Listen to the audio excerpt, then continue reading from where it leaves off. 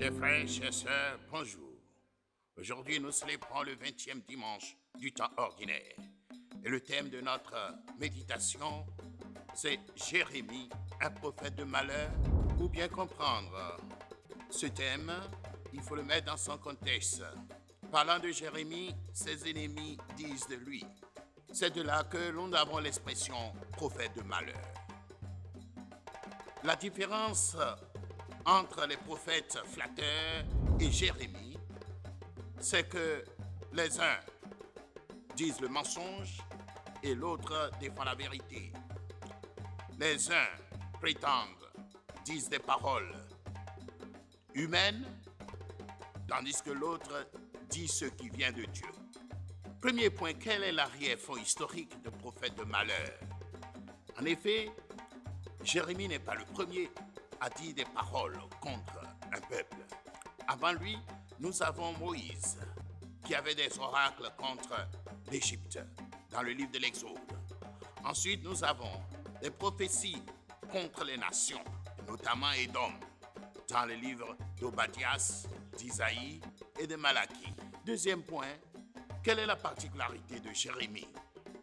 Chez Jérémie, le malheur est prophétisé contre son propre peuple, tandis que les autres prophétisaient contre des peuples autres qu'Israël. Dans le cas de Jérémie, il tourne la critique à l'intérieur, vers son propre peuple. Deuxième point, la prophétie se réclame de la vérité, tandis que les opposants sont de faux prophètes.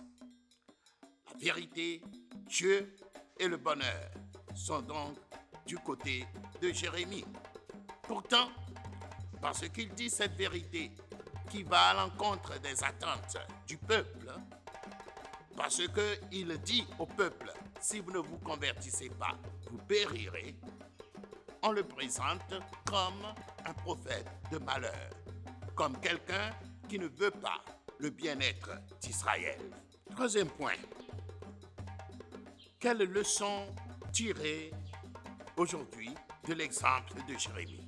Surtout à beaucoup de nos prédicateurs en Afrique qui ont tendance à flatter le peuple au lieu de l'appeler à la conversion, au lieu de l'avertir contre les dangers qu'il court. Il faut dire la vérité et non pas chercher à plaire aux dirigeants ou au peuple. Car c'est la vérité qui nous permettra de nous convertir pour être libres, pour mieux vivre. Ainsi se réaliserait cette prophétie que l'on trouve dans le livre des psaumes. Amour et vérité se rencontrent, justice et paix s'embrassent. Psaume 85, verset 11. Le prophète de malheur est en rapport à l'écologie. Il nous faut des prophètes pour nous mettre en garde contre la pollution de l'environnement, pour nous ramener à une vie plus saine. Il nous faut des prophètes dans le domaine de l'économie pour nous mettre en garde contre cette société de consommation. Il nous faut des prophètes dans le domaine de la politique pour nous mettre en garde contre les dérives de la société. L'Afrique a beaucoup plus de besoin de prophètes de vérité, de prophètes critiques que de prophètes flatteurs. Nous avons trop de flatteurs qui, au lieu de prêcher la parole de Dieu, cherchent plutôt leurs propres intérêts, leur propre confort. Prions que l'Esprit du Seigneur nous inspire, que l'Esprit du Seigneur nous éclaire, que l'Esprit du Seigneur nous montre sa lumière, que nous puissions découvrir quelle est vraiment la parole de Dieu pour notre monde d'aujourd'hui, particulièrement pour l'Afrique, et que nous ayons le courage de proclamer cette parole à temps et à contre-temps, même au prix de notre vie. Amen. N'oubliez pas de vous abonner gratuitement à cette